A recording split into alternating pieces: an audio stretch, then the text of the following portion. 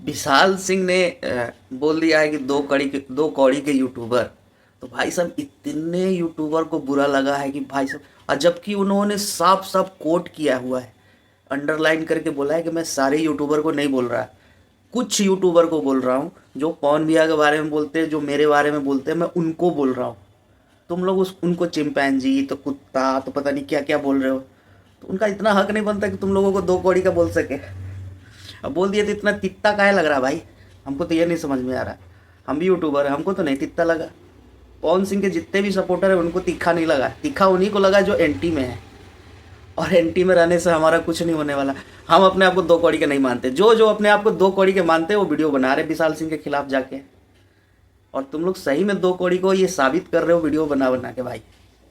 अगर उनके वीडियो पर रिएक्शन तुम लोग ना देते तो शायद मैं मान लेता कि ठीक है तुम लोगों के पास बहुत है।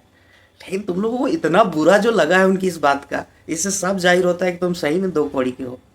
और तुम लोगों ने साबित किया वीडियो बना के कि हाँ मैं दो कौड़ी का हूँ।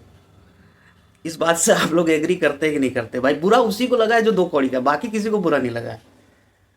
बाकी देखिए, विशाल सिंह अपनी जगह बिल्कुल सही है। विशाल सिंह ने कोई गलत बात नहीं बोला है, ना ही पवन भैया के खिलाफ। विशाल सिंह को भड़काने की पूरी कोशिश की जा रही है कि वो पवन सिंह के खिलाफ चले जाए। पवन फेंक दिया, उनको उठा के फेंक दिया स्टेज से, उनको ऐसे कर दिया, शर्म नहीं आता उसको।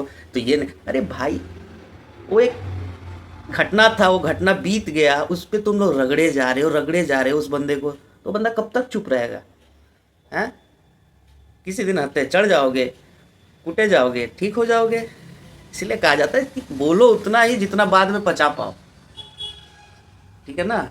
हम भी उतना ही बोलते हैं जितना हम बाद में झेल पाए। बाकी भाई लोग मेरी बात से आप लोग कितना एग्री करते हैं कमेंट में ज़रूर बताइएगा। जय भोजपुरी, हर हर महादेव।